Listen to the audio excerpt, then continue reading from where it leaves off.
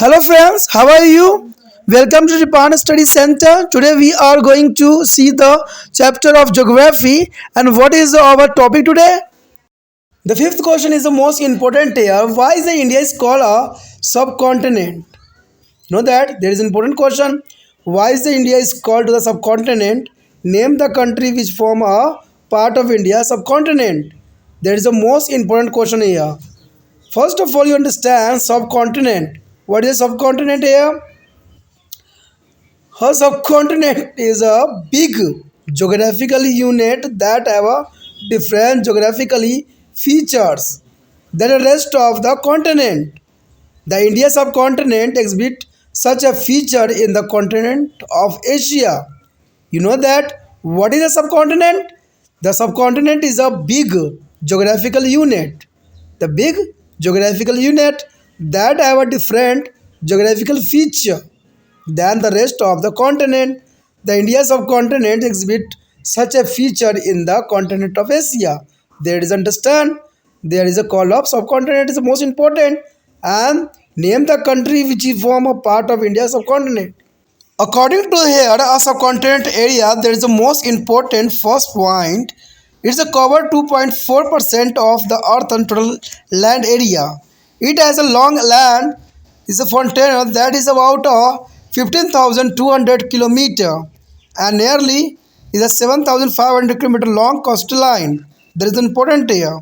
You know that it's a cover 2.4% of the earth's total area land and is a long and the land frontier about 50,000 kilometer to and there nearly and 7,500 is a longer coastline.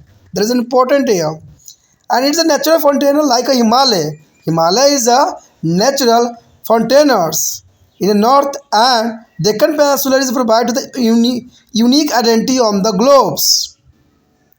Deccan Peninsula is the most important here.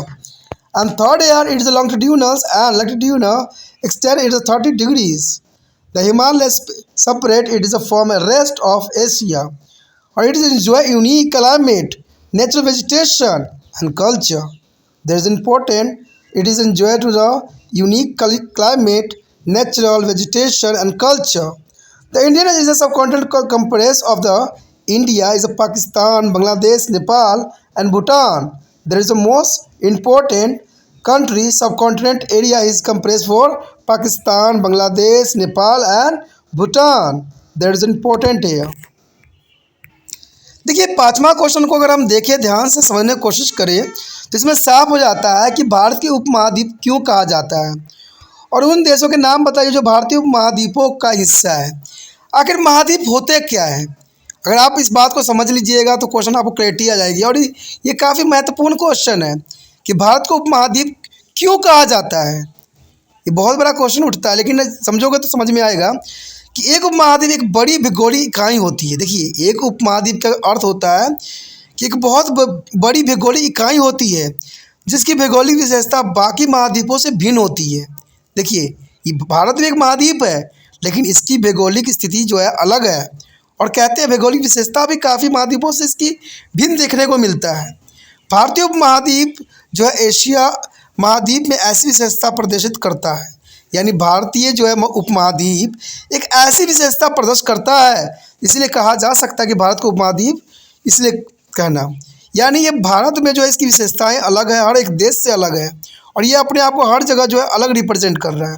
तो आप समझ सकते हो कि एक उपमहाद्वीप की बड़ी भौगोलिक इकाई है, यानी देखा जाए तो भारत जो है एक बहुत बड़ी भौगोलिक इकाई है और भौगोलिक विशेषता बाकी महाद्वीपों से इसकी जो है काफ़ी भिन्न है, यानी काफ़ी अलग है और भारतीय उपमहाद्वीप एशिया में ऐसी विशेषता पर प्रदर्शित करता है जो कभी किसी देश में न हो। तो इसीलिए कहा जा सकता है कि भारत जो है उपमहाद्वीप कहना गलत नहीं होगा। उसके बाद अगर हम पहली पॉइंट की बात करें यहाँ पर तो ये है कि यह पृथ्वी के कुल भूमि क्षेत्र का 2.4% है, यानी पृथ्वी में जितने भी क्षेत्रफल है, जितने भी एरिया है उसका मात्र सिर्फ 2.4% है। जो मैप में भी मैंने आपको दर्शाने की कोशिश किया कि भारत से जितनी ही उसको एरिया मिला हुआ है वो दर्शाता है। एरिया कितना मिला हुआ है? 2.4% ही भारत को मिला हुआ है एरिया, यानी पृथ्वी में जितने क्षेत्रफल कुल जितने क्षेत्रफल है उसमें से सिर्फ 2.4% ही हमें प्राप्त है। और इसकी जो है लंबी भूमि सीमा जो लगभग 15,200 से लेके किलोमीटर से लेके 7,500 किलोमीटर जो है लंबी तटरेखा है। तो समझ गए होंगे कि काफ़ी महत्वपूर्ण बात है कि 15,200 किलोमीटर है और सिर्फ कहते हैं 7,500 किलोमीटर लंबी तटरेखा है। और इसकी प्राकृतिक सीमाएं जैसे उत्तर में आपने देखा होगा कि हिमालय और दक्कन प्रायद्वीप क्षेत्र विश्व में एक विशेष पहचान प्रदान करती है। आपको पता है कि भारत जो है मैक्सिमम जो है हिमालय क्षेत्र के कारण नहीं जाना जाता है कि हिमालय क्षेत्र बहुत दुर्गम स्थल है जहाँ पर कोई व्यक्ति को जाना संभव नहीं रहता है। तो इसलिए भारत में जो है इसका बहुत काफ़ी महत्वपूर्ण स्थान है।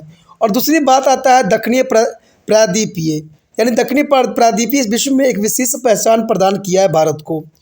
ठीक है, अगर अगली हम तीसरी पॉइंट की बात करें तो ये साफ हो जाता है। तो इसका देशांतर और अक्षांशीय विस्तार 30 डिग्री पे है, यानी देशांतर और अक्षांश जैसे हमने मैप में भी देखा था, अक्षांश और देशांतर जो है 30 डिग्री के विस्तार तक ही है।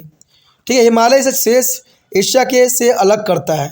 अगर ये अक्षांशीय और देशांतर 30 एंगल है, आप कन्फ्यूज़ हो गए तो मैं इसको मैप में भी दिखाने की कोशिश करूँगा ज़रूर। कहते हैं ये अद्वितीय जलवायु प्राकृतिक वनस्पति, यहाँ पर अद्वितीय है यानी देखा जाए तो यहाँ अद्भुत है जलवायु और प्राकृतिक वनस्पति। ठीक है, और संस्कृति का आनंद लेता है, यानी यहाँ पर आप समझ सकते हो कि जलवायु प्राकृतिक वनस्पति संस्कृति का जो है बहुत काफ़ी घुला मिला मिश्रण देखने को मिलता है, जो कि काफ़ी महत्वपूर्ण है। अगर भारतीय उपमहाद्वीप में अगर देखा जाए तो भारतीय उपमहाद्वीप में भारत, पाकिस्तान, बांग्लादेश, नेपाल और भूटान शामिल है। ठीक है, कि भारतीय उपमहाद्वीप में कौन कौन देश शामिल है, तो भारत शामिल है, पाकिस्तान शामिल है, बांग्लादेश शामिल है, नेपाल शामिल है और भूटान शामिल है। ठीक है, तो चलिए देखते हैं देशांतर अक्षांशीय विस्तार के लिए 30 डिग्री का जो एंगल बताई गई है वो कहाँ दर्शाता है। तो चलिए मैप पे हम चलते हैं, मैप में क्या दर्शाया गया है। यहाँ पर मैप आप देख सकते हो, यहाँ पर जो नीचे आप दिख रहा होगा 8 नॉर्थ 12 16। ठीक है, दूसरे साइड भी 8 एंड 12 16 दिख रहा होगा। और नीचे आप देखिए कि 84 88 82 FE ईस्ट दिखाया जा रहा है। तो ये सारे के सारे जो होते हैं एंगल्स होते हैं जो अक्षांश और देशांतर के बीच में जो है डिवाइड करते हैं, जिसको मैं आप समझाने की कोशिश कर रहा था। आगे देखिए ऊपर भी देख सकते हो कि इसी तरह से जो है प्रदर्शित है। देखिए ऊपरी सीमा में भी आपको दिख रहा होगा 72 76 80 54 36 32। ठीक है, 28। तो यही जो है हमें 30 डिग्री के एंगल डिग्री पर जो है रिप्रेजेंट करता है, पूरा भारत को जो है दर्शाता है।